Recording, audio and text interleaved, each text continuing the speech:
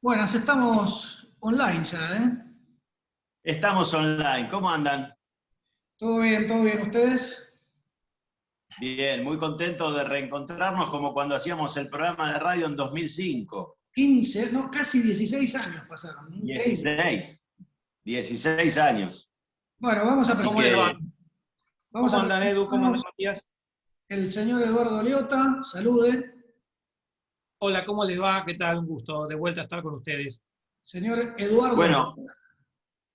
ha pasado mucho tiempo, hemos crecido todos profesionalmente en estos años y también un poco la excusa vino porque yo encontré un programa de los 25 años de Volkswagen, que hicimos un excelente programa con José María Martínez en lo que fue el programa de radio en 2005.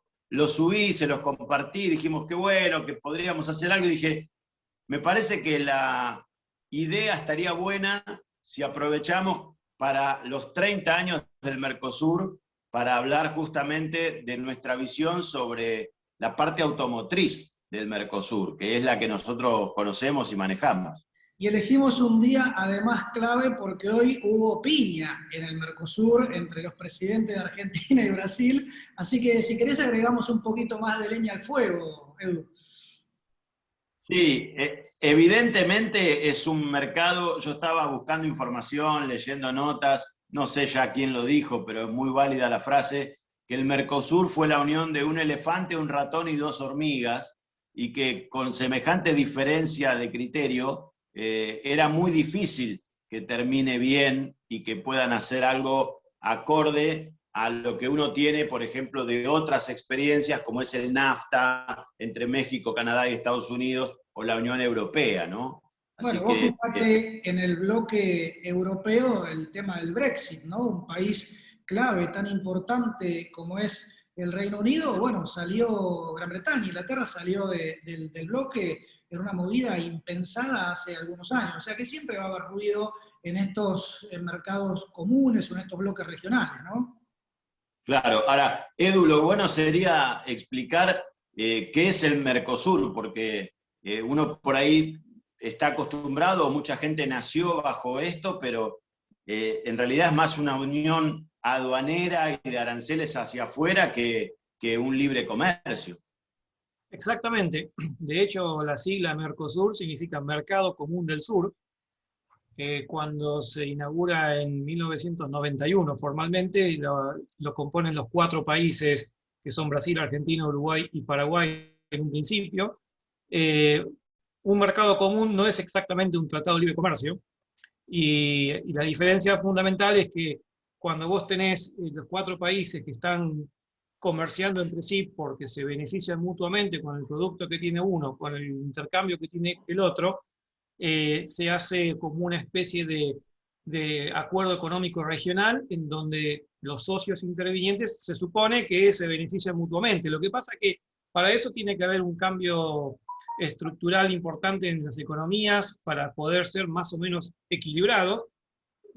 Para dar un ejemplo, y no me quiero saltar en el tiempo, el mercado común europeo, por ejemplo, tiene una moneda común que es el euro, y en el Claro. Mercosur no tenemos una moneda común. Brasil tiene el real, No. nosotros tenemos el Ahora, peso. cuando Entonces, inicia el Mercosur formalmente, es el momento en que la Argentina pasa a la convertibilidad en abril del 91, poco tiempo después del inicio del Mercosur, pasamos al 1 a 1. También Brasil pone en funcionamiento el Plan Real, donde tenía una paridad cambiaria similar, o sea que luego de hiperinflaciones y de cosas que complicaron a las economías y a la industria automotriz, que es de lo que vamos a hablar, es como que se acomodan las economías, más o menos después de un periodo de un tembladeral, y eso permite crecer. Pero lo bueno sería recordar qué era la industria automotriz en Argentina allá por 1990, por ejemplo, antes de que el Mercosur sea una realidad, porque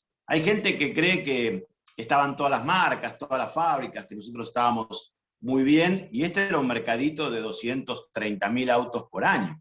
Y además con modelos que se estaban envejeciendo, porque los modelos que se manufacturaban acá, la mayoría eran productos que fueron modernos después de la época de la importación, en el año 81, 82, 83, y ya para el año 90, ya eran autos obsoletos como, no sé, el Renault 18. Falcon. ¿Cómo? El Falcon. El Falcon, si es más lejos. Mirá, en 1990 vos tenías el 504, que era un auto exitosísimo, tenías el Renault 12, que era un auto exitosísimo, tenías el Falcon, que vendía muy poco, pero que se venía desde 1962 produciendo. O sea que, más allá de eso, hubo una segunda oleada, como vos decís, en la época de los inicios de los 80, donde tuvimos la Fuego, donde tuvimos el Renault 18, después el 21, el 505, el 405 que llegó después, el Sierra que llegó en el 84, pero ya para la época del inicio del Mercosur eran autos que habían cumplido un ciclo. Absolutamente. Exactamente. Y además era limitada también la producción. Vos sabés que hoy Martín Simacurbe publicó, te contaba recién Edu, en AutoWeb, que es el sitio que él edita, lo que significó la creación del Mercosur, porque dice, para tener una idea del impacto, el promedio de unidades producidas en la Argentina entre 1960 y 1990 fue de casi 173.000 unidades, mientras que en el periodo 1991-2019, es decir, en los primeros 20 años, vamos a decir 18 años del Mercosur, es superior a 420.000, o sea, pasó de 173 a 420 miles, ¿no? El promedio de producción, o sea, ahí tenemos claramente un objetivo cumplido. Obviamente el mercado se expande porque vos tenés a todos los consumidores. Vamos a hablar fundamentalmente de Brasil, porque el volumen de exportación a Uruguay y a Paraguay es marginal. Pero al abrirse un mercado de, en ese momento, 200 millones de consumidores, que bueno, no todos podían comprar un cero, pero lógicamente solamente San Pablo y Gran San Pablo tenía la población de la Argentina toda. Entonces, en Brasil hay un poder adquisitivo fuerte en 30 millones de personas. Claro, claro. Entonces, ahí se te abre un mercado tremendo. Recordemos que para 1990-91, cuando se inicia el tratado, hablando de la industria automotriz, acá como fábricas no quedaban las fábricas originales, salvo las camioneras, Mercedes-Benz, Iveco y Scania. Pero Renault se había ido, compró Antelo la marca y quedó como Ciadea. Peugeot y Citroën se habían fusionado en lo que se ve. Peugeot y Fiat, perdón, se fusionaron en lo que fue Sebel, que lo manejaba Macri, el padre de Mauricio Macri, Franco Macri, y hacían, digamos, productos bajo licencia de estas marcas. Y antes del Mercosur, un primer embrión que se crea es justamente Autolatina, porque los primeros indicios del Mercosur los firman Sarney y Alfonsín en 1985, y allá por el 87 se crea Autolatina, que es la unión de Volkswagen Argentina y Volkswagen Brasil con Ford Brasil y Ford Argentina, y ahí empieza ese primer intercambio regional de empresas que tienen un pie en ambos lados, y Autolatina, bueno, nace antes técnicamente que el Mercosur. Fue como el germen de una política binacional, de un comercio bilateral aplicado a los autos, con una política de sinergias a nivel de inversión, de producción, de intercambio de piezas. O sea, fue lo que primero podemos decir como antecedente automotor en la posterior formación del Mercosur. Y también estaba, no me quiero olvidar de Scania, porque Scania se funda, ahora está cumpliendo 45 años, se funda en Tucumán en 1976, con un régimen muy particular, mucho más permisivo de lo que era la industria automotriz, que le permite intercambiar piezas también con Brasil, donde tenían una fábrica muy grande. Entonces, ensamblar camiones y chasis de ómnibus en Tucumán, con muchos componentes locales, pero también muchas piezas que venían de Brasil para poder completar los camiones. Eso es como fue un régimen que los militares también armaron. Recuerden que Tucumán fue epicentro de la guerrilla, o sea que ellos querían generar ahí una inversión, y por eso una provincia que no estaba acostumbrada a ser automotriz tiene la fábrica de Scania que hasta el día de hoy funcionan, no hace camiones, pero hace componentes. Y también recordemos que antes de estas fusiones, Argentina tuvo una pérdida tremenda de marcas como General Motors, que se fue en el 78, Chrysler, que en el año 80 ya había salido del país, le había dejado la marca a los concesionarios, y son los concesionarios los que negocian con Volkswagen la entrada de Volkswagen por Chrysler en Argentina. El IME, 500 transformado en Volkswagen como primer modelo, ¿no? sí, IME también, que había cerrado, los militares cerraron al rastrojero, un producto que se defendía muy bien y algunos dicen molestaba a Ford en lo que era el mercado de pickups, lo cierran. Citroën se había ido en el 79 y justo cuando se van esas marcas se abre la economía y viene la primera ola de importados en la época de Martínez de Hoz hasta el 82.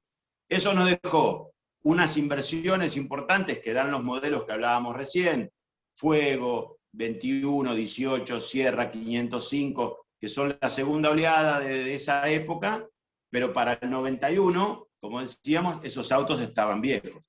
Y sí, los primeros que hay que pensar también es que cuando se crea el Mercosur como una unión aduanera de intercambio, si vos tenés un producto con 60% de componentes nacionales y un 40% regionales, eso lo podés mover libre de impuesto entre países, pero había fábricas que no tenían su contraparte del otro lado de la frontera. Por ejemplo, Chevrolet era líder en Brasil, pero no tenía fábrica en Argentina. Eso generó una ola de inversiones en los primeros años del Mercosur, ¿no? Sí. Y recordemos además que la intención del Mercosur justamente fue fortalecer ese comercio bilateral, protegiéndose con una barrera arancelaria, si se quiere, la más alta, de los productos foráneos, de los productos que venían de afuera. Ahí fue cuando se instauró el 35% de arancel en la Argentina, y Brasil, bueno, lo tomó también y le agregó además otros tributos, fomentando de esa manera la producción y la venta de productos regionales, y Brasil además fue mucho más agresivo que Argentina, aplicando incentivos a la erradicación industrial en su país, obviamente aprovechando un volumen y una capacidad instalada de proveedores y demás mucho más fuerte que la Argentina. Obviamente que Brasil tiene una industria más fuerte, más grande su mercado. Ahora, yo creo que si analizamos libra por libra como una pelea de boxeo, la industria automotriz, con todo lo reducido que estaba en Argentina y los productos que de acá se conocían, con la industria automotriz brasileña del 91, creo que ganamos por lejos con los productos que hacíamos en Argentina. ¿Ustedes qué opinan? Es probable. Yo creo que nosotros teníamos mejores productos. Nosotros teníamos mejores productos que Brasil en la década del 80. Es más, a pesar de que estábamos con vehículos que ya estaban envejecidos, como ustedes acaban de decir, un Peugeot 505 inyección del año 85 era un auto tecnológicamente muy moderno para nuestro país y no tenía un equivalente en Brasil. Un Renault 11 Turbo, por mencionar, también era un auto que, si bien no era generalista, pero hablaba de que un vehículo que tenía una muy buena tecnología y que destacaba en nuestra industria. El Ford Sierra, sin ir muy lejos, era un auto súper moderno que se fabricó en nuestro país, que empezó haciendo Ford, terminó continuándolo Autolatina. Perdóname, ellos tenían como propuesta de lujo, entre comillas, el Ford del Rey, el Ford del Rey, por ejemplo, que era una suerte de engendro basado en el Corcel, que a su vez era un Renault 12, tenían el Chevrolet Opala, que era una suerte de Chevy. Ya era Comodoro, en esa época era Comodoro y Diplomata. Claro, exactamente, era un producto viejísimo, y después tenía, bueno, engendros como por ejemplo el Volkswagen Brasilia, que era muy popular, y después autos de Fiat que los adaptaban en Brasil, como por ejemplo el Oggi o el Panorama, que era un 147 sedán y un 147 rural. La verdad que tenían, yo me acuerdo, era muy chiquito y viajaba con mi hermano, siempre nos íbamos a Uruguay, a la casa de unos primos, amigos que teníamos, y claro, a mí me volvía loco Uruguay, pues yo veía los autos importados de otros mercados que acá escaseaban ya, porque era la época del mercado cerrado, estoy hablando mediados de los 80, y veía también los adefesios que venían de Brasil, que acá en la Argentina no teníamos. Y claro, yo comparaba nuestro Renault 18, el 505, todo eso, con estos autos que eran, aparte, la mayoría eran de 2 puertas, una cosa horripilante. Bueno, aparatoso. Sí. Lo mejor que tenía Brasil, yo fui a Brasil por primera vez en 1991. Lo que me volvía loco de la industria brasileña era el Escort XR3 y el Cabrio, que eran autos que acá no conocíamos, en Uruguay sí, pero acá eran realmente espectaculares y no mucho más. Bueno, el O Gol sea, GTS, el Gol GTI también. El Gol GTI también, el primer auto de inyección brasileño, era un auto muy fachero para esos años del Mercosur. O sea que cuando arranca el Mercosur, Argentina está técnicamente mejor dotada, industrialmente más pobre que Brasil. Pero también nosotros teníamos marcas que tenían que jugar de los dos lados, como las francesas, por ejemplo, que en Brasil no tenían una contrapartida industrial. Entonces, hasta tanto Renault invierte en Curitiba, Peugeot, Citroën invierten en Puerto Real para hacer sus fábricas, y la contrapartida, Chevrolet tiene que invertir acá en Alvear para hacer la suya, Volkswagen tiene que separar Autolatina en el 94 para hacer la fábrica de Pacheco y Ford la fábrica de Ford. Hasta tanto se da esa movida, esos primeros años del Mercosur, Argentina estaba muy favorecida porque tenía que llenar las góndolas de las concesionarias brasileñas como Peugeot o como Renault, por ejemplo, con productos que podían traer desde acá con disponibilidad como Renault 19, Renault 21, Peugeot 405 y pick-up Peugeot 504, que muy poca gente debe saber que exportamos en muy buen volumen la vieja pick-up Peugeot 504 a Brasil. Sí, absolutamente. Es verdad, yo también quiero acotar lo siguiente. Recién Matías deslizó algo interesante, que él cuando dice recordar cuando iba a Uruguay que veía los vehículos, los adefesios, que él así lo mencionó, los brasileños que mayormente eran autos de 2 puertas. Los brasileños tenían mucho tipo de vehículos sedán 2 puertas. Nosotros en nuestro mercado siempre tuvimos el sedán de 4 puertas. Y cuando se empieza a exportar el vehículo argentino a Brasil, la característica del coche argentino era un sedán de 4 puertas. Entonces, a ellos les abrió un nuevo panorama, si se quiere, de un vehículo generalista sedán 4 puertas en vehículos de mediana gama.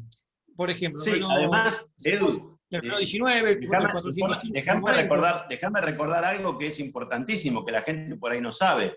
Algún que otro Escort Guarujá quedó de este lado de la frontera y la gente tal vez lo vio. Sí. Pero nosotros hacíamos el Escort Guarujá con el motor 1.8 Volkswagen Audi, el 827, y lo mandábamos para Brasil, que era un modelo exclusivo de exportación de Ford, de este lado. O sea, no se vendía en Argentina. Renault hizo miles de unidades de Renault 19, RN, que era la coupé que acá se conoció como RT, o RTI, no me acuerdo, la RTI me parece. La RTI 1.8, hacía una versión base del 19, RN, con el motor CHT 1600, de 3 puertas, pelado, como era acá el RN, solo para exportar a Brasil. Bueno, pará. O sea que, hay otro caso similar, ya que estábamos recién hablando de Autolatina, cuando Autolatina se conforma ya y se reparte los modelos. Acá en la Argentina se hacía el Pointer, que era básicamente un Escort remodelado con marca Volkswagen, y se hacía también el Escort, pero el Escort acá no se vendía. Ford vendía el sedán, que era el Orion. Pero el Escort que se hacía acá en la Argentina se exportaba a Brasil y había versiones básicas también de 3 puertas. Porque sí, todavía una silueta demandada en Brasil. Recordemos las rurales gigantes como la rural del Galaxy, que acá nunca llegó, con 2 puertas.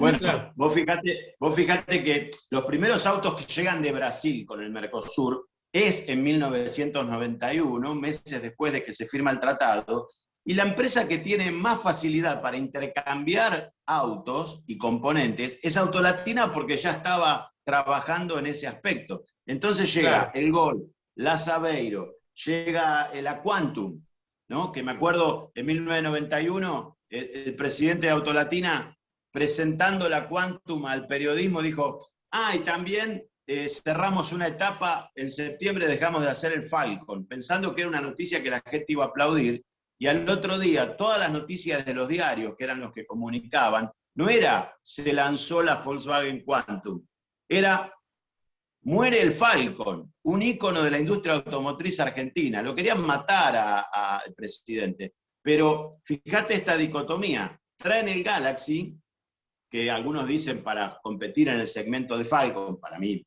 no, nada que ver, pero bueno, si tenías un plan óvalo te pasaban al Galaxy. El sucesor del Falcon, yo llegué a leerlo eso. Sí, sí. Y lo que me acuerdo es que el Galaxy llega con una versión sedán 4 puertas, pero la rural del Galaxy, que se llamaba Royal, era 2 puertas en Brasil. No existía un Galaxy con 5 puertas rural. Pero sí existía para Volkswagen con Quantum. Creo que entonces el Galaxy, que era el Versalles en Brasil, creo que también tenía 2 puertas. Había un Versalles 2 puertas. El Versalles en Brasil era, digamos, 2 puertas y 4 puertas.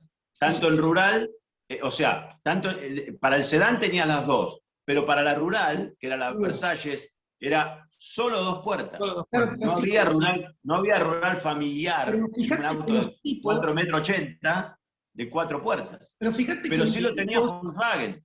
Claro, pero además, lo curioso de todo eso es que invertían millones para, en definitiva, reformar el auto, porque todos esos modelos derivan del Volkswagen Santana, que era el Volkswagen Karat acá en la Argentina, que era un modelo que a su vez era el Passat alemán, que era un sedán de 4 puertas, y la rural también tenía 5 puertas. Entonces los tipos invertían fortunas para transformarlo en 2 puertas, como hicieron después con el Fiat Tempra también, una cosa claro, que en Europa no se veía, con rurales como la Fiat Elba o la Duna Weekend, lo que hablábamos recién de otro Fiat también. O sea, en definitiva transformaban, deformaban, invertían guita para eso, para hacer autos horripilantes. ¿Por qué? Porque el brasilero quería auto de 2 puertas, porque era el amor. Porque el brasileño se crió arriba del Fusca. Claro, exacto. Entonces para ellos el auto era 2 puertas. Era así. A la voz, fíjate, y nosotros...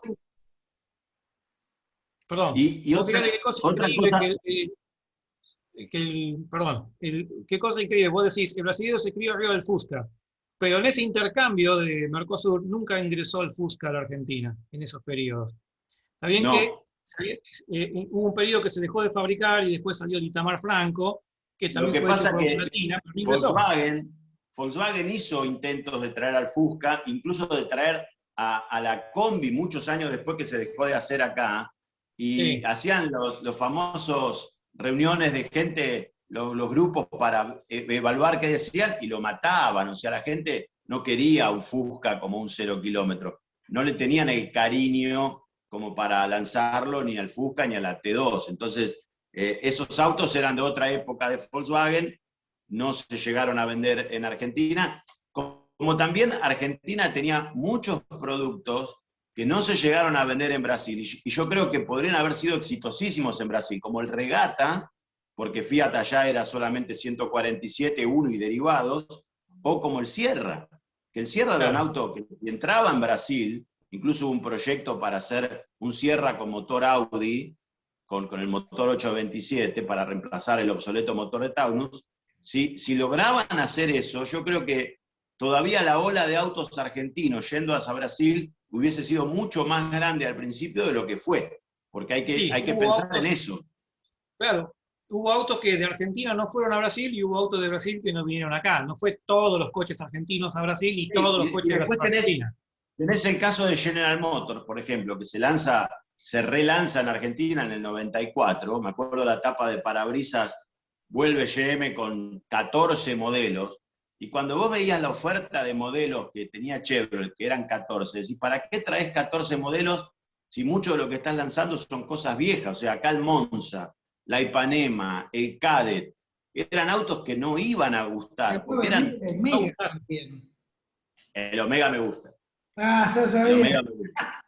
Pero ¿sabes por qué me gusta el Omega? Porque le pusieron el motor de la Chevy 250 retrabajado por Lotus. Y lo tuve ese auto 45 días. Nunca gasté tanta nafta como con ese auto, pero que me divertí. ¿Cómo te conozco? ¿Cómo te hago hablar? Qué bárbaro. Sí. Es un gran recuerdo de ese Omega.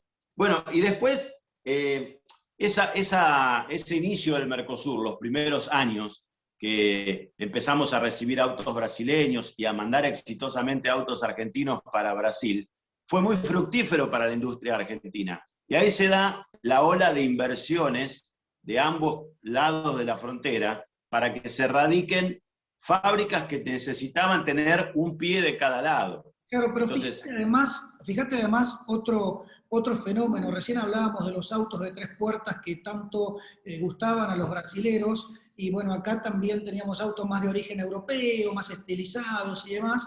Fíjate cómo ambos países, ambos mercados fueron mutando hacia un modelo común. Hoy prácticamente modelo de 2 puertas en Brasil no hay, es impensado que un auto del segmento C, un mediano, tenga 2 puertas. Y en la Argentina los modelos europeos fueron cediendo lugar a desarrollos, si se quiere, regionales. Lo hemos estado viendo en estos años, porque además el modelo, y ahí es donde están los puntos un poquito discutibles del Mercosur, los modelos regionales fueron una pegada a nivel estratégico para las compañías, porque era una inversión que en definitiva era para un bloque grande, pero claro, son modelos que comparados con los europeos o en algunos casos japoneses y demás, eran modelos más obsoletos, con menor calidad, con motorizaciones atrasadas, y es ahí donde empieza a verse o a mostrar la hilacha, por decirlo así, el Mercosur, ¿no? Respecto a otras regiones.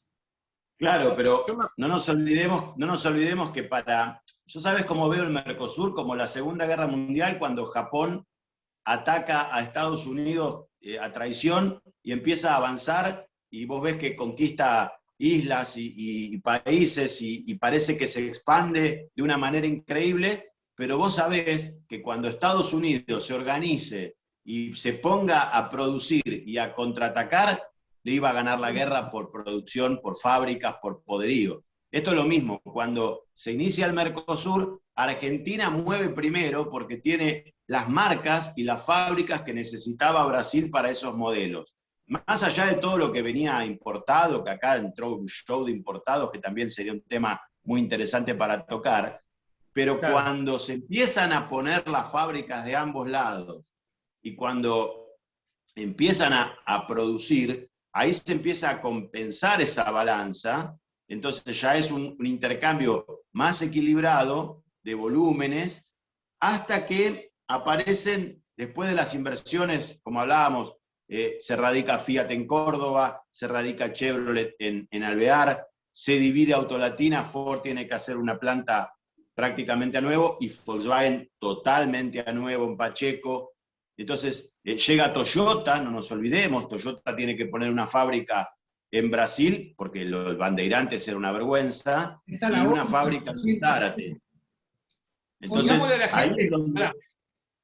Digámosle a la gente que en ese contexto de los 90, que vos estás describiendo, Eduardo, porque eso estuvo un proceso de los 90, el mercado empezó a abrirse no solamente los productos regionales, sino que empezaron a venir productos extra zona, desde los clásicos autos alemanes o japoneses, pero también empezaron a venir autos detrás de la cortina de hierro, como autos de Rusia, de Rumania, que no tenían nada que ver con el gusto que teníamos marcas como Lada, Olsit, Tabria, Dacia, era basura. Y competían, y eran autos de muy mala calidad, pero vendían por precio nada más, pero que estaban insertos en nuestro mercado, y decís, ¿cómo podés vender un Dacia todavía teniendo en producción el Renault 12, por ejemplo? ¿No? Que de hecho el Renault 12 se produjo hasta el 96, ¿no? 94 creo. Entonces, era un mercado... En el 94 ya no figuraba en la lista de precios el 12, pero por ejemplo, un Renault 11 GTL valía 14.500 pesos, que eran 14.500 dólares. Un Lada Laika costaba $10.000, o sea, un 40% más barato que un Renault 11 o un Renault 9, y un Dacia costaba $11.000. Y la gente se le decía, igual al Renault 12, un poco más barato. Y te regalaban un televisor para comprarlo. A vos, si le dabas 3.500 pesos de anticipo, te llevabas el Dacia y un televisor de 29 pulgadas. Y el que vendía el Dacia ya estaba ganando. Después te cobraba las cuotas o no, era más o menos ganancia. Pero él ya vendiéndote a 3.500 pesos por un televisor, ya estaba ganando. Yo me quedaba con la gente. digámosle a la gente que en ese periodo nosotros estábamos con el dólar 1 a 1, ¿ok? Vamos a recordar eso siempre. Sí, hasta el Estos 2002. países, hasta el 2002, bien. En esos países como Rumania, donde se fabricaba el Tavria y el Dacia, que nosotros siempre hacíamos bromas diciendo que la calidad de los Dacia era tan mala que los cargábamos y decíamos que lo armaba el conde Drácula, esos autos, porque Transilvania está en Rumania, pero bueno. Chiste aparte, lo que quiero decir es que esos vehículos se armaban en países que habían estado bajo el régimen de la Unión Soviética hasta el año 89. Y a partir del 91-92, ellos también empezaron a exportar a todas partes del mundo tratando de comprar. Y esos autos no se los podían vender a nadie. Y encontraron un lugarcito por precio, pero porque también estaba bien desregulada la economía en la época de Menem, en donde particulares podían importar coches. O sea, vos te podías traer tu propio auto de afuera si así lo querías, o había un importador que traía una marca X y lo vendía en el mercado y podía venderlo. Eso también se dio en ese periodo junto al Mercosur. O sea, vos podías comprar autos de fabricación nacional, autos Mercosur, autos de Europa y autos rusos o rumanos. Siempre pagando el arancel del 35%, que es el máximo que permite la OMC, ¿no? Claro, pero vos pensás que pagando el arancel del 35%, un Lada te lo vendían en 11.000 pesos y un Renault 9 valía 15.000. Claro, pero entonces, ahí es donde se dan las diferencias en lo que es la competitividad industrial en las distintas plazas industriales. Porque, por ejemplo, hoy hacer un auto X, no sé, un Gol, ponele, un auto similar, un Cronos, un Argo, así del segmento inferior, debe ser 3 veces más caro acá en el Mercosur que hacer un Hyundai en Corea, porque hay cuestiones monetarias, hay cuestiones de escala, hay cuestiones de costos laborales, hay un montón de cosas. Y ahí es donde empezaron las disparidades justamente en el Mercosur cuando Brasil empieza a devaluar su moneda. Entonces Argentina... En 1999. Claro, y en Argentina queda en un plano mucho menos competitivo, queda siendo un país caro, y si bien nosotros de alguna manera ganamos en la erradicación de fábricas, de ensambladoras si se quiere, Brasil para mí, a mi humilde visión, nosotros ganamos una batalla y Brasil nos ganó la guerra en lo que fue concentrar la mayor cantidad de industria autopartista, que para mí es la verdadera industria automotriz. Y a eso agrego y cierro, que creo que se inició en la época de Collor de Mello, que bueno, después no terminó bien Collor y se continuó con el presidente siguiente, creo que fue Fernando Henrique Cardoso, perdón si me equivoco, sí. Lo que fue el plan de incentivo al desarrollo industrial en el nordeste brasilero, principalmente el estado de Bahía, Pernambuco, etc. Entonces, ahí, por ejemplo, se instaló la famosa planta de Camaçari de Ford, que significó una aventura industrial tan grande que hasta los propios estados industriales de Brasil, como Minas Gerais, San Pablo, Belo Horizonte, etc., bueno, tuvieron ¿cómo decirlo? Pusieron el grito en el cielo, porque significó realmente un quiebre en la estructura industrial de Brasil. Y eso también se reflejó acá en la Argentina. La Argentina perdió competitividad frente a... ahí es donde empieza a resquebrajarse el Mercosur. Cuando en 1999 Brasil unilateralmente sale del 1 a 1 y devalúa un 40% su moneda, nosotros no lo podemos seguir porque por el plan de convertibilidad un peso era $1 y no se podía devaluar. Entonces, ¿qué pasa?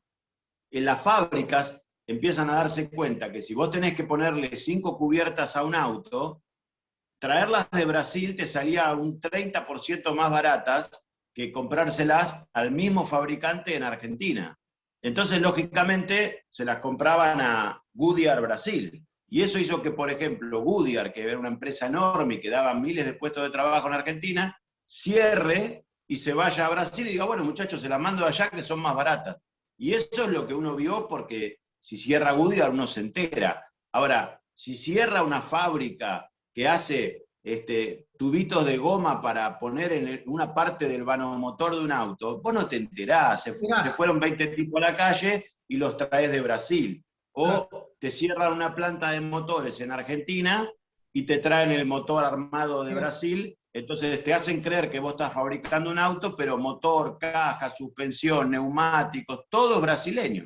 Bueno, acordate cuando se fue, por ejemplo, Delphi, que era una mega industria autopartista y ya no está más en la Argentina. hemos ido, ¿te acordás que hemos ido a eventos de Delphi, por ejemplo, una de las tantas que se fueron? Yo creo que ahí nos ganaron. Y nos pasamos por alto también algunos hechos que generaron turbulencias en todo el bloque, como por ejemplo el efecto tequila, que lo hablamos ayer con Edu Leota, que obviamente generaron unos problemas muy grandes a nivel financiero, y acá en la Argentina pagamos el precio de sostener a toda costa, por una presión social, etcétera, el esquema del 1 a 1, de la convertibilidad que regía por esos años, ¿no?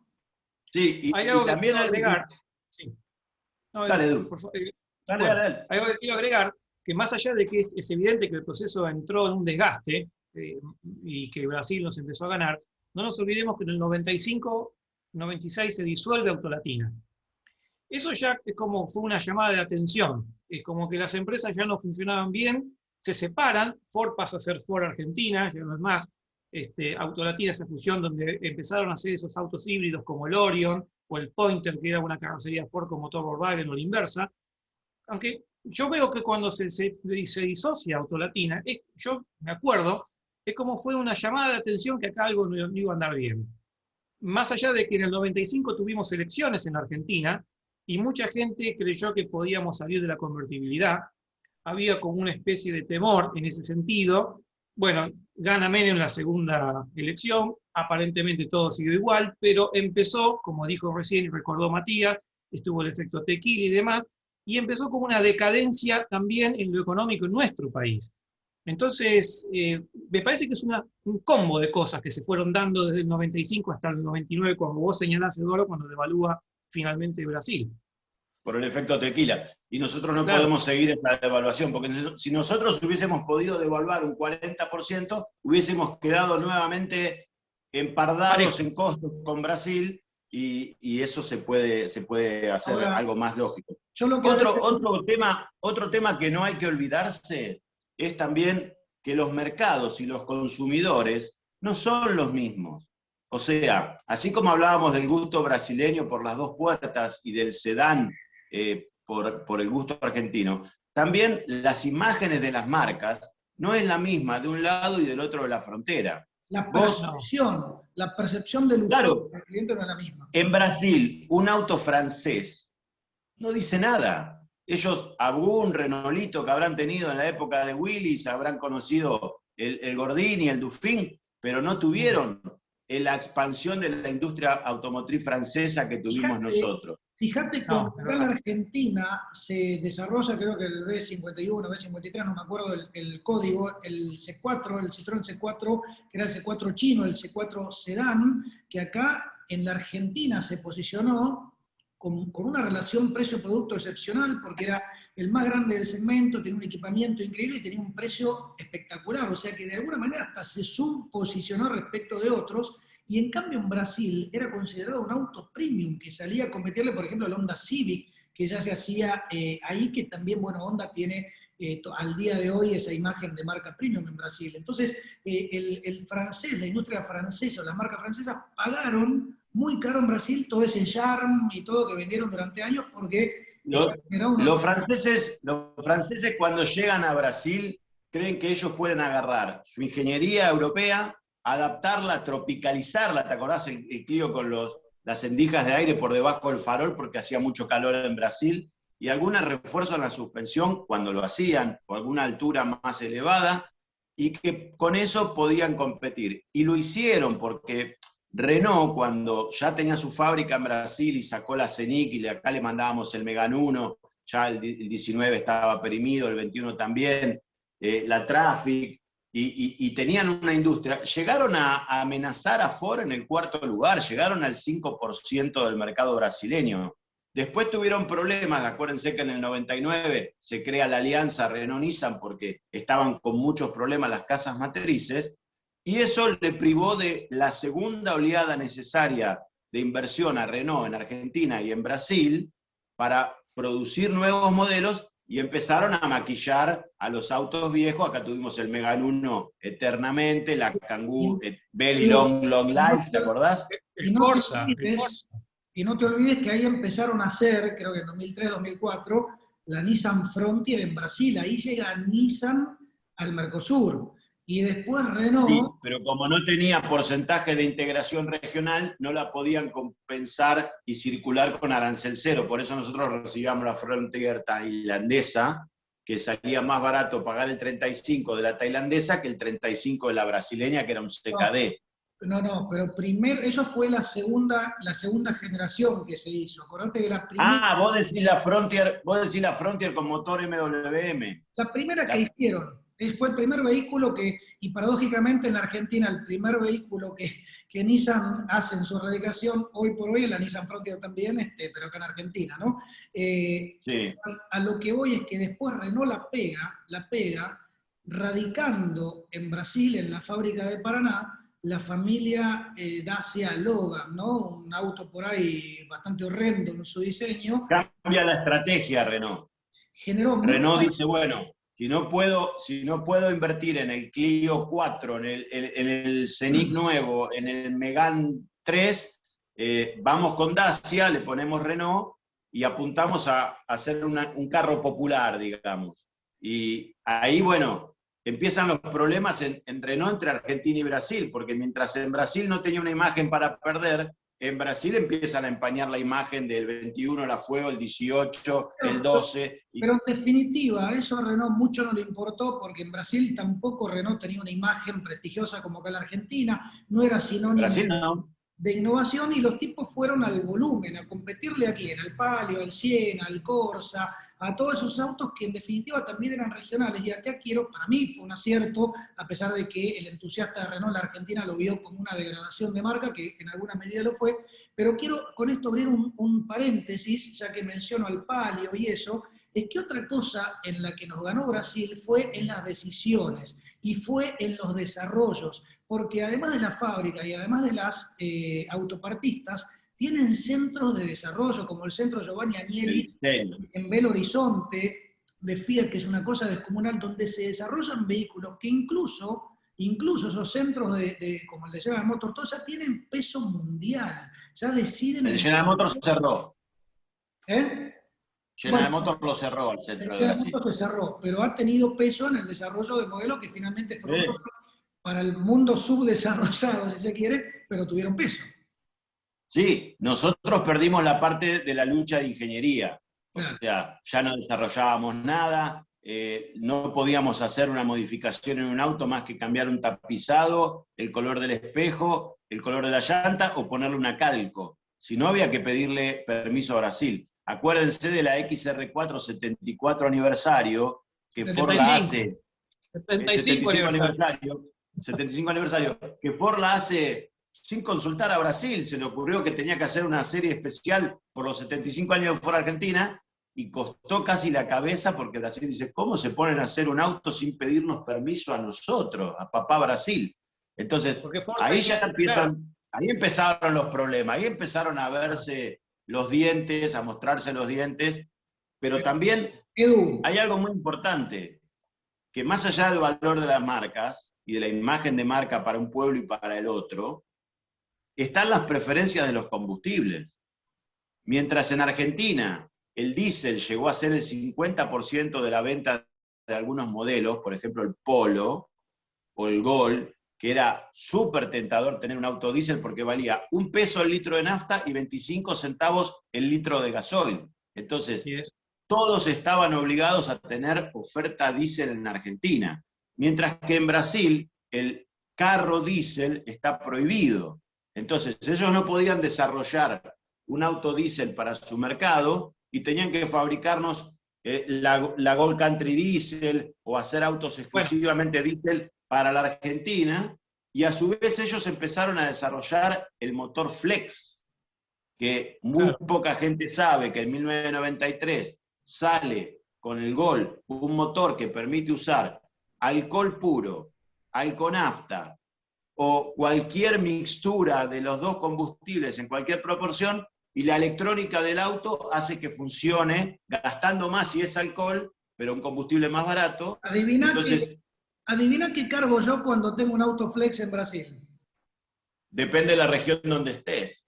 100% alcohol, más barato. Claro. Pero el brasileño tuvo que empezar a tener una calculadora, en esa época el celular no traía calculadora, para sacar rendimientos, según la zona del país donde vos estabas, si el alcohol era más barato, la diferencia que tenía con la nafta, el rendimiento mejor de la nafta, vos tenías que decir, bueno, la pago más, pero rinde más. Entonces acá que me conviene cargar. Y todo eso también llevó a que, dos cosas, el auto popular, que Brasil le baja el impuesto interno, el IPI, al motor 1000, cosa que para nosotros era aberrante pensar en un auto 1000, salvo el K y algún golcito que andaba por esa época, no teníamos motores 1000. El 70% del mercado brasileño pasó a ser de carros populares, segmento B, motor 1000, que eso no lo fabricábamos prácticamente nosotros, era muy poquito lo que le podíamos mandar de Gol o algunos Corsita. Algunos muy buenos, había un motor turbo que tenía, creo que Volkswagen, 1.0 turbo, y yo me acuerdo de haber... Y de 112 caballos. Claro, y yo me acuerdo de haber alquilado en el año, qué sé yo, también, 90 y pico, 2000, 99, 98, 99, un Siena con motor 1.0 con caja de 6 marchas en ese momento asociado a ese motor. Sí, para aprovechar el poco torque del motor 1000. Pero ahí, ¿qué pasa? Si vos tenés el 70% de un mercado de 2 millones de autos que son carros populares que fabricás en Brasil, el 30% restante es lo que le queda a Argentina. Y si además ese 30% empieza a tener éxito un motor flex que nosotros no producíamos, por ejemplo el Focus va perdiendo mercado en Brasil porque la gente compra autos populares y si quiere autos de mayor precio, apuntan a los motores flex, como tenía Chevrolet, por ejemplo, con el Vectra. Entonces, vos no le podías ofrecer ni un Peugeot 307, ni un Focus con motores flex, no los tenías, y te van separando del mercado. Esa es la realidad. O sea, después nosotros nos quedamos sin autos diésel, porque no había evolución, no había desarrollo, no podíamos exportarle diésel a Brasil porque ellos no lo consumían. Entonces, ahí es donde empezamos a perder, porque Argentina apostó a los autos medianos y a las pickups, y Brasil al auto pequeño. Y después hicieron las reglas ellos para que el auto pequeño sea el 70% de su mercado. Entonces, no tenías posibilidades. Digamos que a la Argentina, hoy por hoy, la salvan las pickups. Y todos sabemos cuál por delante de todas, ¿no? Porque si no, estaríamos, la verdad que estaríamos listos. Seamos sinceros, ¿no? Bueno, después viene el famoso flex, pero no el flex de los motores, el flex del intercambio. A eso iba. Disculpa que esa me vaya es otra etapa más. Es otra etapa del Mercosur que llega para emparchar las cosas, que es donde dicen, bueno, pará, acá estamos desnivelados, no le podemos mandar autos y ustedes nos mandan todos los autos a nosotros. Entonces, hagamos un flex, que creo que empezó con el 1,5 en ese momento, por el cual, si Argentina le exportaba $1 en un auto terminado a Brasil, podía traer $1,50 de Brasil. Pero ese intento de estabilizar una balanza artificialmente no funciona porque lo miden como ADEFA, o sea, no importa quién es el que exporta y quién es el que importa. Mientras la balanza dé más o menos nivelada, si Toyota exportaba 80.000 camionetas y la marca X no exportaba un tornillo, podía traer autos de Brasil porque sobraban dólares de lo que había exportado Toyota. Esa es la realidad. Está bien. Otra cosa que quiero agregar, hace un ratito mencionabas el caso del Vectra, en los 90. Una cosa es equilibrar la balanza y otra cosa es satisfacer el mercado, el consumidor. Y vos recién decías que, por ejemplo, el caso de Brasil, es verdad, no fabricaban vehículos diésel. Y me acuerdo que los pocos Vectra lo fabricaban, pero para vendernos a nosotros. Exacto. Pero hubo casos en que había vehículos, como el caso del Vectra Diesel, que no venía de Brasil. Si mal no recuerdo. No, era el Opel alemán. Era el Opel alemán. Entonces, para satisfacer una demanda de mercado de un vehículo diésel, donde la marca no podía obtener el vehículo fabricado en Brasil, había que traerlo de otro lado, ¿no? Eso es un caso particular de una falencia, si se quiere. Pagando el 35% de arancel. Venía, por supuesto, de la línea Chevrolet, de origen Opel europeo, diésel venía el Vectra, el Astra, el Corsa de 5 puertas que venía de España y la Opel, la Chevrolet Combo que venía de Inglaterra, que también era diésel. Esos eran Opel de una calidad bastante superior al producto Mercosur, inclusive con más equipamiento de seguridad, etcétera, que le ponían el loguito Chevrolet en la trompa cuando en realidad eran Opel. Porque todavía los Chevrolet eran de origen Opel, después se regionalizaron, Claro, inclusive exactamente. el segundo Vectra no era un Vectra, en realidad era un Astra, pero estaba todo modificado, y después vinieron, perdón, Chevrolet, ¿no? Los engendros como el Agile, como el Spin, Cobalt, Cobalt, y después, bueno, Delta, Prisma. claro, el Celta, que acá era el Suzuki Fan, esa mezcla de marca, han hecho cada engendro. Por supuesto no podemos, contémosle a la gente, Eduardo, que nosotros en realidad, esto que hablamos acá, nosotros tenemos un grupo de WhatsApp que hablamos prácticamente todos los días, una estupidez atrás de la otra, claramente, ¿no? Y por ahí nos trenzamos hablando de si la bagueta del Falcon 74... Hoy hablamos 1 hora porque vos encontraste un 504 estadounidense automático diésel en la calle. Lo encontró Sí, me mandaron. Leota, yo encontré Sí, un Renault 20.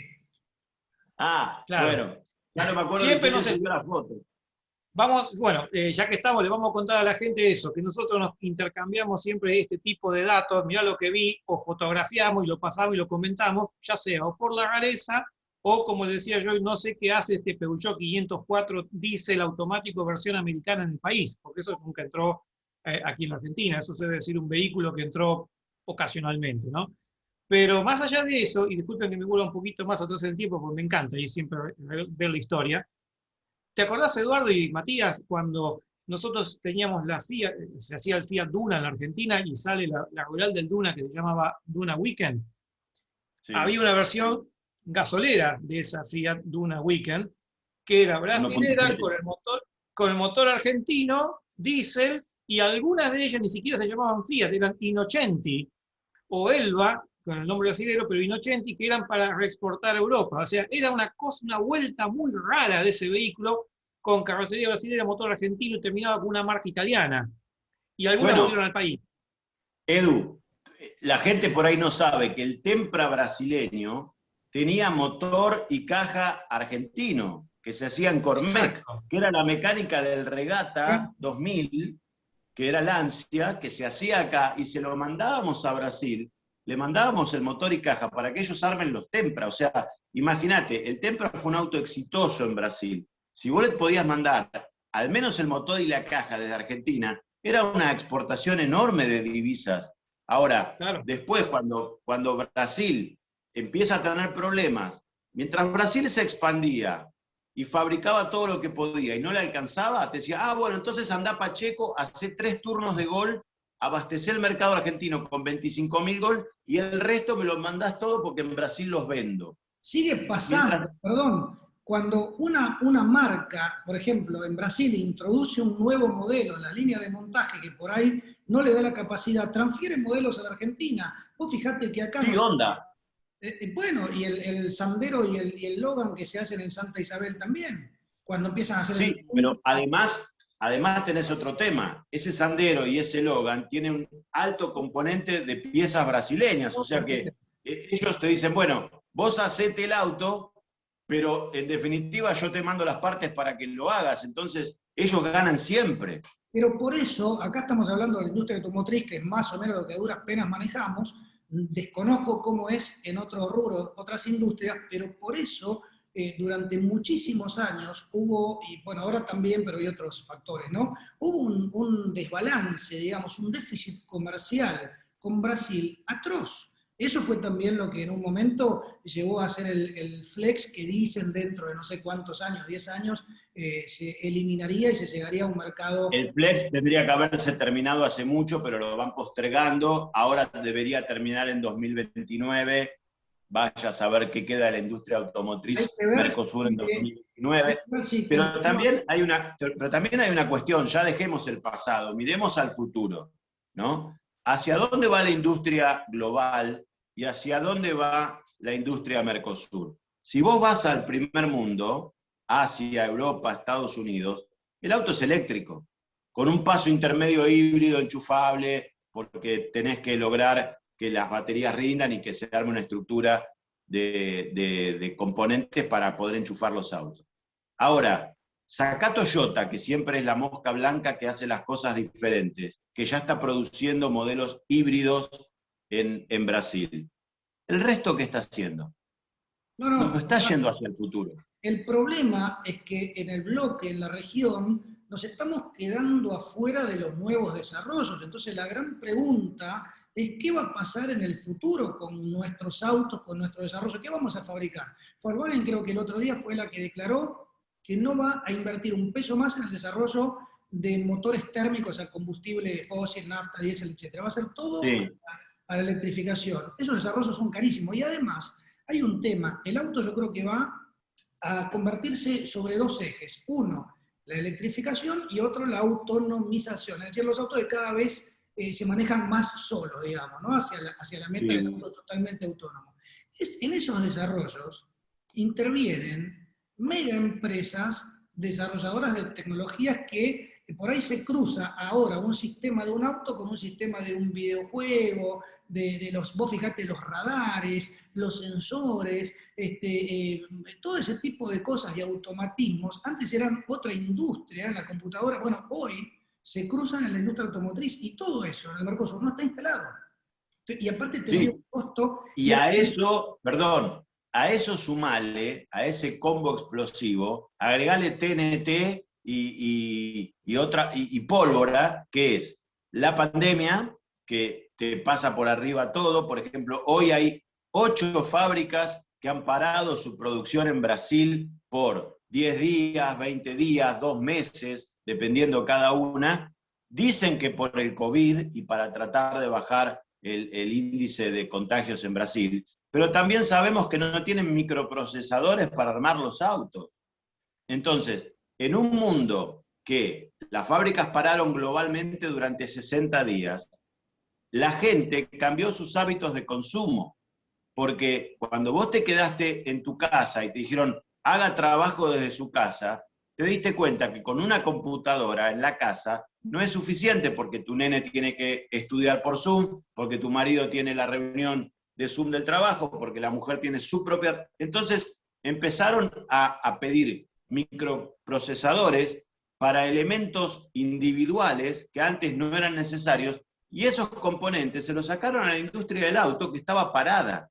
Entonces, cuando la industria intenta recomponerse y volver al ritmo anterior, se encuentra con que no tiene una piecita así chiquitita, pero que no podés sacar el auto porque sin miles de esas piezas el auto no funciona. Claro, pero fíjate cómo el auto antes, los autos que siempre hablamos nosotros, con nostalgia y con romanticismo de la famosa industria de oro argentina en los años 60. Mencionemos al Torino porque no podemos hacer un programa de 1 hora y media sin que aparezca el Torino. Mirá lo que tengo a mis espaldas, mirá lo que tengo a mis espaldas. Sí, ahí chiquitito lo veo. Bueno, esos productos eran hijos de la industria metalmecánica. Hoy el auto es hijo de la industria tecnológica, del software, de todas esas cosas, de los chips, del hardware y todas esas cosas que nosotros no sabemos nada. Yo la otra vez, no sé si estabas vos, Edu, pero visitamos un centro de desarrollo de Ford en Palo Alto que está en Silicon Valley, donde están todas las empresas de desarrollo de tecnología. Entonces, vos fijate cómo cambiaron los componentes, cómo cambiaron las empresas intervinientes en el desarrollo y producción de un auto. Y yo creo que ahí estamos... Por eso la pregunta, como para ir cerrando, porque ya estamos en 1 hora 40, nos habíamos puesto objetivo 1 hora y media, máximo 2 horas, ¿no? Pero a lo que voy es, el Mercosur, ¿no? En estos 30 años, ¿fue positivo? ¿El balance es negativo? ¿Cómo lo ve cada uno de ustedes? Demos nuestra opinión de lo que son estos 30 años de Mercosur. Para mí, en un principio, fue exitoso, fue muy bueno para la Argentina. De hecho, hay un dato que lo refleja, que creo que no solamente por la industria automotriz, Argentina tuvo el PBI per cápita más alto de la región entre el 91 y el 97, si mal no recuerdo. También lo tenía en la década del 60 y 70. Sí, pero no los índices que llegó en ese periodo. Pero aún así, corroborando un poco lo que decía Matías, cómo se superó la producción de automóviles en ese periodo y respecto de los periodos de 30 años previos de la industria automotriz, hay un hito que fue en el año 94, que superamos el récord de producción histórico, que había sido, por ejemplo, el anterior en el 73, si no me equivoco. 73 con casi 300.000. Bueno, entonces eso fue dentro del periodo de Mercosur. O sea, fue provechoso, fue bueno para la Argentina. Se abrió la economía, pasamos de una economía cerrada, que todos sabemos lo que es una economía cerrada, desde el 82 al 90, por ejemplo, en donde eso te cierra el mundo y el mundo te pasa por arriba, porque tecnológicamente te vas quedando si no vas actualizando tu tecnología. Sumado que no dijimos algo, que en el año 90 nosotros tuvimos nuestra crisis económica con la hiperinflación, que llevó no solo a la industria automotriz, sino todo el país al tacho, si se quiere, y que cuando viene el 91 con el nuevo plan económico y el Mercosur, que no solamente abarcó el intercambio con el automóvil, sino fue global, fue un despegue. Fue, para mí, en ese periodo del 91 al 97 fue muy positivo. Y después, por los vicios de la economía, por cuestiones políticas, por cuestiones de cambios de, como decía Matías, o vos también, Eduardo, cómo Brasil nos pasó por arriba, después porque devaluó y demás, se fue degradando. O sea, creo que en una primera etapa el Mercosur fue buenísimo, nos permitió integrarnos con Brasil, no hablamos mucho de Uruguay también, porque algunas cosas vinieron de Uruguay, y a la vez nos permitió abrirnos al mundo con nuevos productos en ese periodo, donde el usuario, un comprador pudo elegir y con su dinero hacerlo valer y decir, ¿qué compro? ¿Un auto nacional? ¿Un alemán? ¿Un japonés? ¿Un Mercosur? Depende del presupuesto que tenga cada uno, y comparar. Y después yo creo que se fue puliendo el mejor producto que se fue instalando, o sea, cómo se fueron quedando los productos. Por ejemplo, vos mencionaste vino Toyota, y Toyota sabemos lo que es. Entonces fue gracias a que en ese periodo se instaló en nuestro país. Entonces yo creo que fue positivo, ¿eh? Quizás después empezó una decadencia y hoy, bueno, como al principio dijo Matías, hoy hubo un choque entre presidentes sobre el futuro del Mercosur, o visiones y demás. Bueno, será cuestiones políticas o por ahí una cuestión coyuntural, cómo está la Argentina en este momento sin reservas, tenemos un problema económico propio nosotros y bueno, por ahí la flexibilización que plantea Bolsonaro o la calle Pou no nos conviene tanto a nosotros. Pero creo que es por una cuestión particular del momento. En general yo soy pro mercado y lo veo bien en tanto y en cuanto sea algo razonable y equilibrado. Así que bueno, esa es mi conclusión. ¿Querés ir vos o voy yo? Dale, no, bueno, yo firmo un poco también lo que dice Eduardo. Yo creo que fue muy positivo para la Argentina, partiendo también de ese punto de explosión que fue la hiperinflación en la Argentina, y creo que las primeras épocas del Mercosur, donde acá se instaló una capacidad, fue clave, capacidad que sigue instalada, y si hoy, por ejemplo, una Peugeot invierte tanta guita en el desarrollo del 208, lo hace porque tiene la fábrica acá. Si Volkswagen invierte 600 palos verdes en la planta de Pacheco para el Taos, es porque lo tiene acá la fábrica y otros recursos, digamos. Yo creo que quedó positivamente una capacidad instalada que posiblemente, si no hubiera sido por el Mercosur, quizás no estaríamos hablando hoy por hoy de industria argentina, ¿no? Puede ser, sí, puede ser.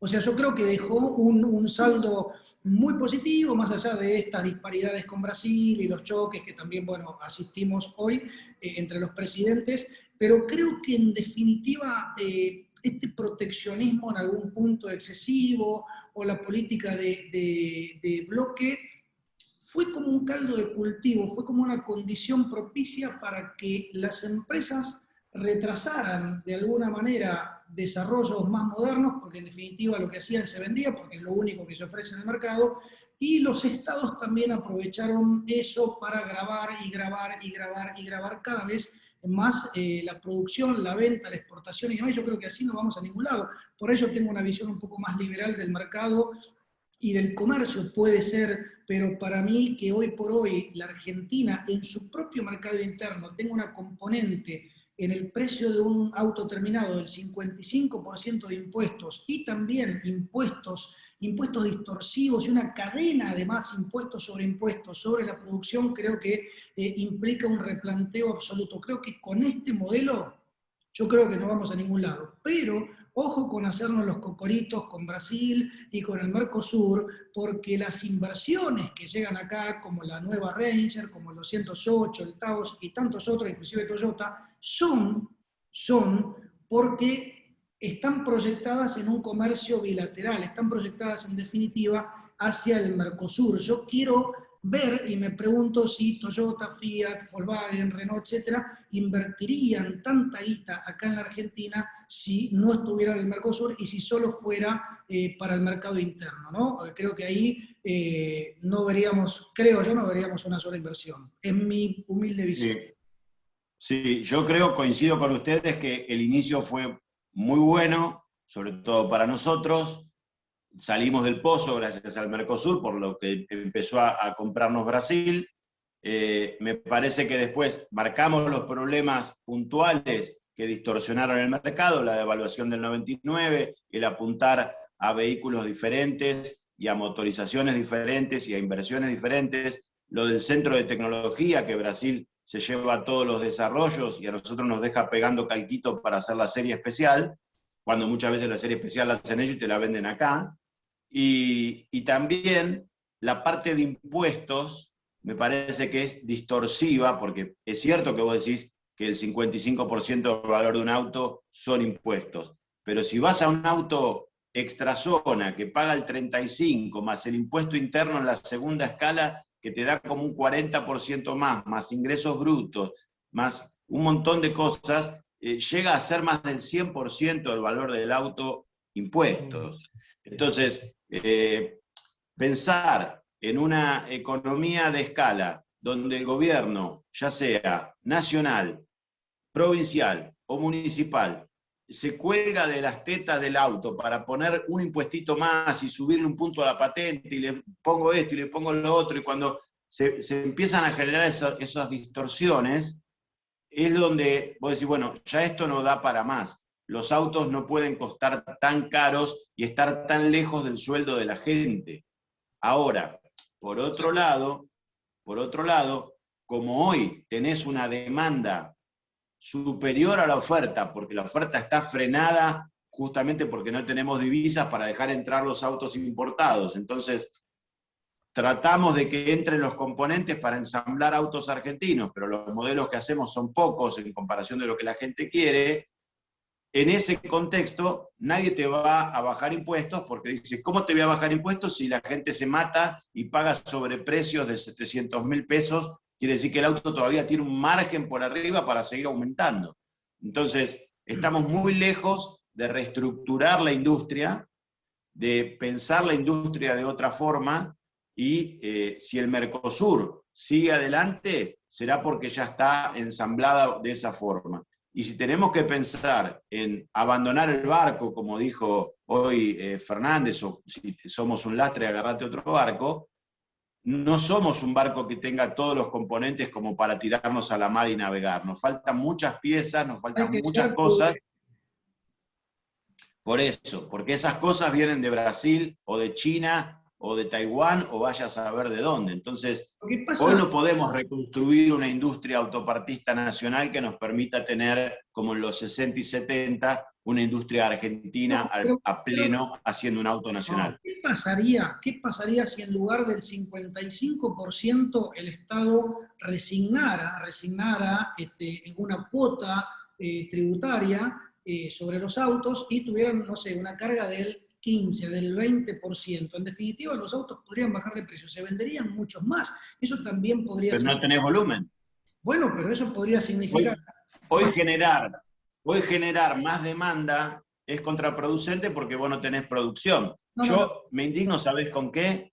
Con esos descuentos que le hacen, por ejemplo, a un auto japonés o americano que es híbrido, que gasta un poquito menos de combustible por una hibridación. Entonces, no paga el 35, paga el 5. En la ciudad de Buenos Aires, Mendoza, Río Negro, no paga patente. Entonces vos decís, pero el auto vale $55.000.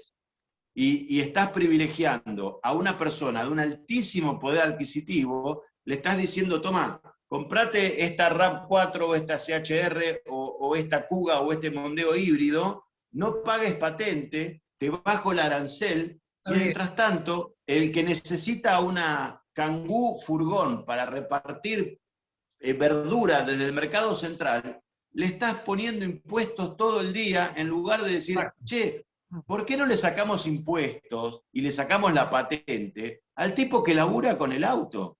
Pero no es al No al que es millonario y ahorra en combustible, en patente, en impuestos. No es el tipo que labura, es a todo el mercado. Yo puedo tener algún punto de acuerdo con vos en esto, en la mirada que tenés de la rebaja arancelaria o el beneficio arancelario para los autos híbridos y demás. De todas maneras, creo que es un mercadito ínfimo, son, no sé, 100 unidades por año, no sé cuántas son, pero no impactan absolutamente nada, ni para bien ni para mal. Yo lo que digo es que el auto en general, con esa carga impositiva, en definitiva, lo que se logra es que se venda menos. Si vos rebajaras los impuestos, posiblemente la demanda crecería, lógicamente crecería, y hasta podés fabricar más, podés atraer más inversiones, deberíamos ser pro auto, pro mercado, pro producción, pero ¿sabés qué pasa?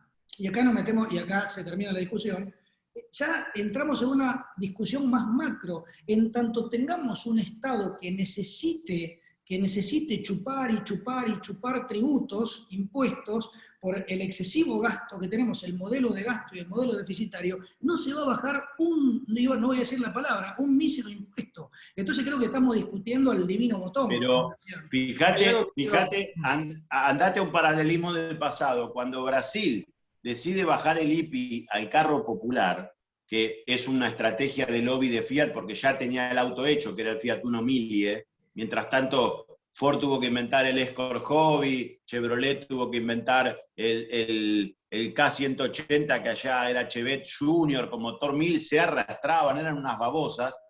Después, cuando todos pudieron armar los autos que necesitaban, eso se expandió. Y el Estado recaudó más porque creció el mercado de 1 a 2 millones, vos cobrás la mitad, pero generaste volumen, nacionalización de piezas, escala, porque cuando vos generás la escala, cuando vos decís, bueno, voy a hacer 2 millones de autitos por año, aunque sean autitos sin aire, sin dirección, sin levantavidrio, nada, por lo menos genero la escala para tener los tipos que saben fabricar, los que producen los componentes, los que pueden distribuir 2 millones de autos por Brasil gracias a producir ese volumen. Entonces generaste toda la base como para poder mejorar tu industria. Después le vas agregando levantavidrio, aire acondicionado, el motor un poco más grande, qué sé yo, y hoy no llega ni al 30% los carros populares en Brasil, pero porque la gente se hizo más exigente. Entonces, también lo que tenemos que pensar es que no tenemos un proyecto de industria, no tenemos una visión de Estado de industria. Un gobierno viene y va para allá, cambia el gobierno y va para allá, vuelve a cambiar y vuelven a cambiar. Y las fábricas no tienen rueditas, no te las podés llevar de un lado al otro o armar las cosas como... Entonces, como los que producen autos no son entidades de beneficencia, buscan el lucro, que es lo lógico, por lo que invirtieron, también intentan ver cómo pueden bajar costos y no ponerle algo al auto o sacarle algo para ganar míseros centavos de dólar. El que pierde siempre es el consumidor. Con esto cierro, Edu, que el pobre Lota, estamos hablando como dos cotoneros. El que pierde siempre, en definitiva, es el consumidor, porque tiene vehículos obsoletos carísimos, y si esos vehículos se plantea, digamos, una promoción de precios y se rebaja, es porque en algún punto lo van a economizar. Entonces el consumidor de la región paga por autos, voy a decir autos malos porque no hay autos malos, pero por autos de calidad y prestaciones inferiores por ahí a otros mercados, a precios mucho más elevados. Entonces somos, en materia automotriz, somos antimercado en la región. Y bueno, lamentablemente es el planteo que rige. Perdón, Edu, Leota. No, por favor, al contrario. No, quería agregar algo que había dicho Edu sobre ese famoso caso que él cuenta sobre la demanda que hay sobre los vehículos, por qué van a bajar los impuestos a un vehículo si se vende con el precio que tiene. Y en realidad también es un fenómeno monetario esto, porque en realidad al haber inflación, con el 50% de inflación anual que nosotros tenemos, el que tiene pesos no se quiere quedar con los pesos. Entonces busca invertir el dinero, y si ve la posibilidad de cambiar el vehículo antes de quedarse con los pesos, va y compra un auto. Entonces, y por el ahí que tiene dólares que compró a 42 pesos y lo vende a 140, cree que hace un negocio comprando un auto que vale $50.000 pagándolo 35. Eso fue el boom de la demanda. Sí, pero también eso es una cuestión coyuntural nuestra de por qué tenemos distintos tipos de cambio. O sea, ¿por qué tiene que haber tantos dólares? El dólar es uno solo. Lo que pasa es que eso se está dando en este contexto que nosotros estamos teniendo, donde se da ese fenómeno que vos decís. Pero en definitiva, no confundamos demanda de bienes que escaparse de los pesos para comprar por comprar. Es decir, por ahí ese tipo que compra un vehículo no lo compra porque lo necesita, sino lo que necesita es sacarse los pesos encima, que es muy diferente. Refugio de capital. No es lo mismo. Claro. Sí. Exactamente. Sí. Bueno, por un lado. Nos quedan 2 minutos para las 2 horas, ¿no? Si les parece... Este es el momento si les parece, de avisos, ¿no? Ahí, domingo 14:30. Ahí va a tener que buscar el auto al día, Smoke. Ahí está. Más grande. Al final no íbamos a terminar, amigos. Esto es como el Mercosur. Pero a lo que voy es lo siguiente. Yo no tengo banner. Hoy estuve haciendo un análisis de la industria automotriz mundial, ¿no? Para explicar a la gente qué es el Mercosur en el mundo. En 2019 la industria del auto, después de 10 años de crecimiento, había bajado un 5%. En 2020, con la pandemia mundial del COVID, bajó un 16%. Y se fabricaron 77.600.000 autos en el mundo el año pasado. De ese total, 44.300.000, el 57%, se fabricó en Asia, Oceanía, o sea, China, Japón como principales, Corea como principales. El segundo es el NAFTA, los países de México, Canadá y Estados Unidos, que tienen 13.400.000, el 17%. La Unión Europea, que cayó un 25% con respecto al año anterior, tiene 10.200.000. Y después está Sudamérica, o sea, Mercosur más Colombia, que también fabrica autos, 2.300.000. O sea, somos el 3% de la industria global de autos.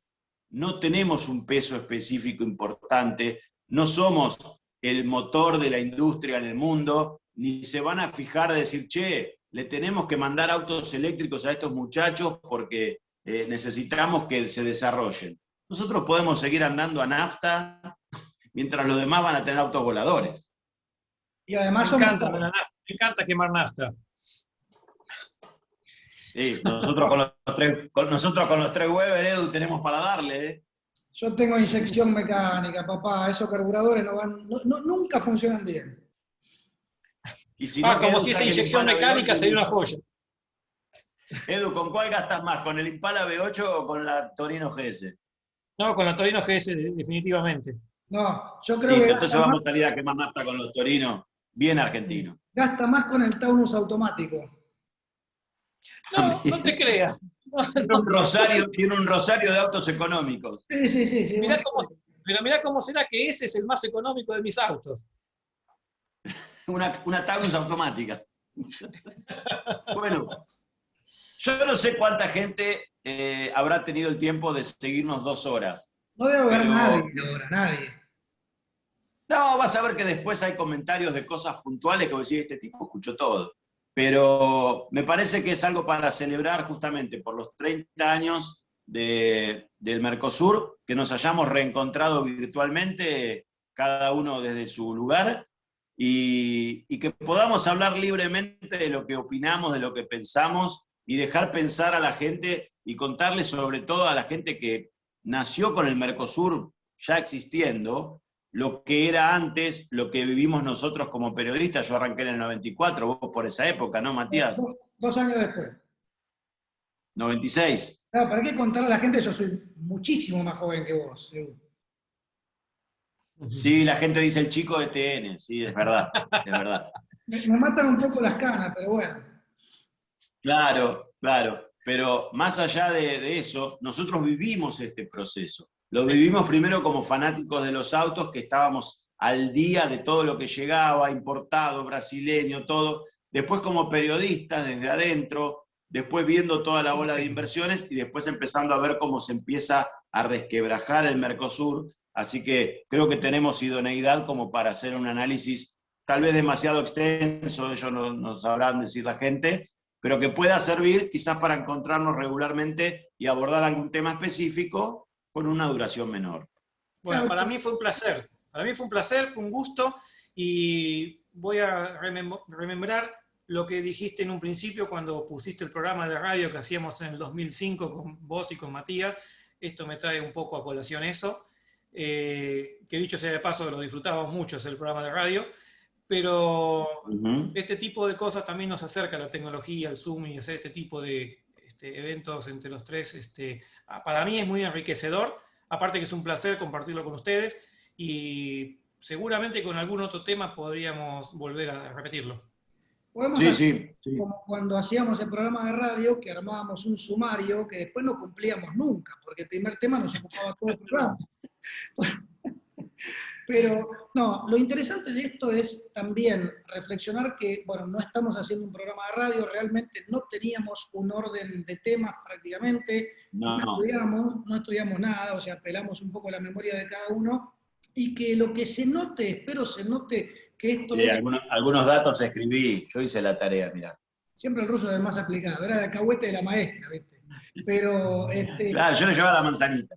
No, lo que me gustaría que de alguna manera se viera, se percibiera del otro lado de la pantalla, es que esto no deja de ser una charla entre amigos abierta. Son las charlas que tenemos siempre, porque además de nuestro grupo de WhatsApp, Edu, Smok, cuántas veces hemos viajado juntos y hemos hablado y discutido pavada tras pavada, acá en París, en Estados Unidos, en Detroit, así que... Yo siempre cuento la misma anécdota. Cuando Matías llegó, que yo ya estaba con un par de años, descubrí que era una persona que me iba a llevar bien, porque un día nos pusimos a hablar y nos dimos cuenta que los dos, cuando viajábamos al colegio, en el colectivo, sabíamos qué carrocería era el bondi que venía a buscarnos, si era Supercar, Ala, el Indio, el Detalle. O sea, yo dije, si había alguien tan loco como yo, es porque yo pensé que era el único que miraba las carrocerías de los bondis. No, yo también, vos no sé, yo también. Y a veces dejabas pasar uno porque no te gustaba esa carrocería. Yo esperaba el de la favorita, por ejemplo. Sí, bueno, yo no podía dejarlo pasar porque me tenía que tomar el 594, que pasaba cada 12 minutos en Mar del Plata. Si lo dejaba pasar y esperaba otro 94, más allá de que no sabía qué me tocaba, llegaba tarde al colegio. Pero sí... ahí nos dimos cuenta de la locura que tenemos, y que por suerte ese gusto por la industria y por los autos, hay miles y miles de personas que nos siguen en tu programa o en el mío, que lo que les gusta es justamente la industria. Y yo sé que los comentarios que van a ver aquí debajo es de gente que, no sé si tuvo las 2 horas para escucharnos, pero que va a celebrar el encuentro, va a celebrar la información, va a recordar cosas que vivió, te van a contar que se compró un Dacia, que se le rompió, que se compró un Suzuki Fan, que en realidad no sabía que era un Chevrolet Celta. O sea, va a haber miles de anécdotas de seguidores nuestros, que muchas veces son los mismos, y que eso es enriquecedor para la gente, para nosotros y en definitiva para lo que lo hacemos. No, y mencionar también que Edu Leota es una suerte de oráculo, es un revisionista, un enciclopedista, podría llegar a ser, de la industria argentina, y no tan argentina también, que nos mandamos, lo que pasa es que Edu el otro día me mandó, te gané, me mandó un audio de 16 minutos, lo tengo guardado.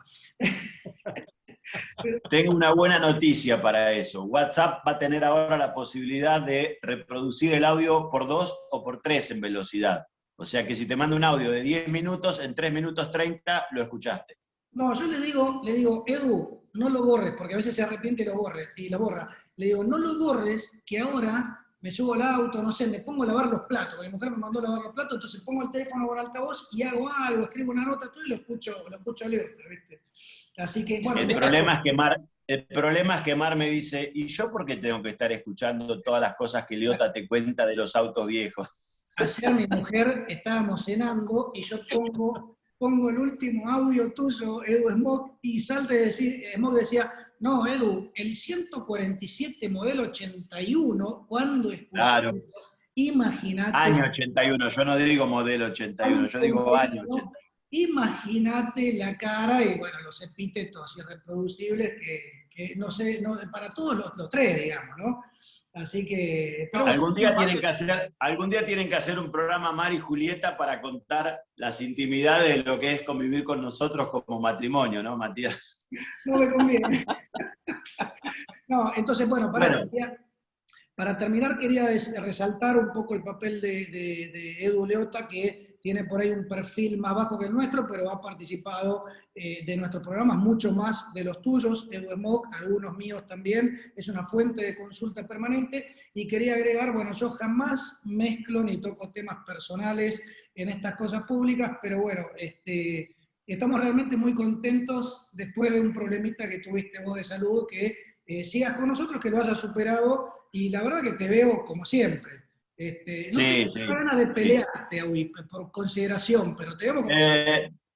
Después de un infarto y de estar internado y de agarrarte COVID en el hospital y ver que estás más cerca del arpa que del violín, empezás a pensar que hay cosas en la vida por las que no valen la pena hacerse mala sangre. Entonces, es un momento que te cambia, y a mí me cambió, y lo que me di cuenta es que se puede trabajar con menos intensidad, se puede vivir con más tiempo para uno, y fundamentalmente dedicarte a lo que te gusta y a lo que te hace bien. Lamentablemente no lo podemos hacer presencial, porque yo creo que si esto lo hubiésemos hecho los tres sentados en una mesa hubiese sido mucho mejor, pero realmente estamos muy complicados en la parte sanitaria, así que celebremos la tecnología que nos permite brindarle a la gente, creo, un producto de calidad, un producto entretenido, y bueno, vamos a ver los comentarios que dicen.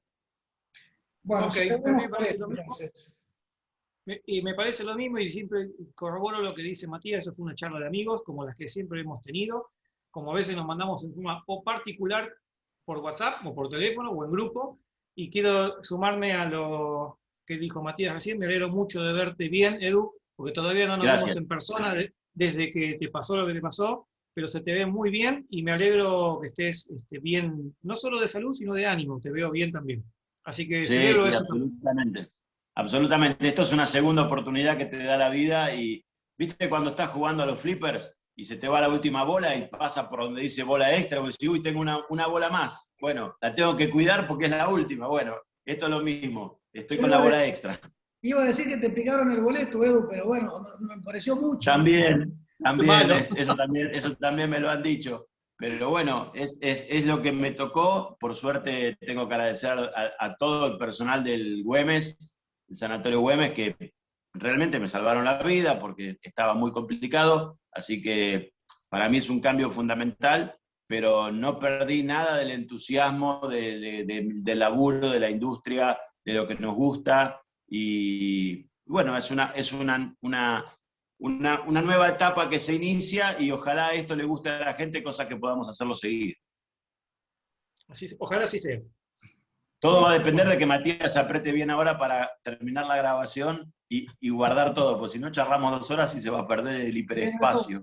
Pará. Bueno, no. ustedes me digan, yo termino. Bueno, terminá. Solamente tardamos 11 minutos en despedirnos. Está bien. Ya vamos a hacer envíos de menos. Vamos a poner una hora, alguna alarma o algo, algún counter para que nos avise, y a la horita lo cortamos. ¿Está bien? A la hora lo cortamos. Me parece perfecto. Que la pasen bien. Un abrazo. Gracias. Un abrazo. Chau. Gracias. Chau.